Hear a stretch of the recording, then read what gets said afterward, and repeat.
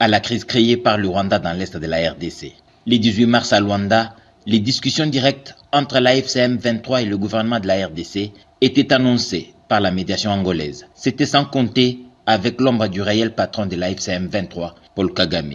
Alors que Kinshasa s'est décidé de les rencontrer, tout en sachant qu'ils n'ont aucune revendication sérieuse, la FCM 23 vient de consolider sa stature de pantin.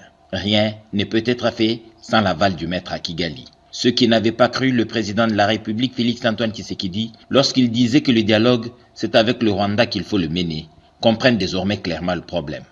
Comme si l'acceptation du dialogue direct était une prime au crime, la FCM 23 prétexte les sanctions infligées à certains Rwandais et quelques ténors du M23, dont Bertrand Bissimois, pour récaler les pourparlers de Luanda. Un leurre auquel seuls les naïfs peuvent accorder crédit.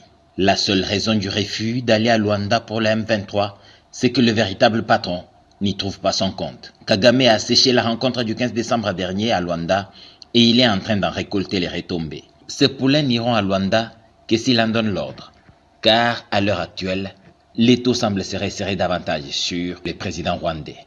Lorsque la chute est brutale, l'on peut s'agripper même à une feuille morte. Paul est à présent isolé. L'avenir de la FCM 23 est le cadet de ses soucis.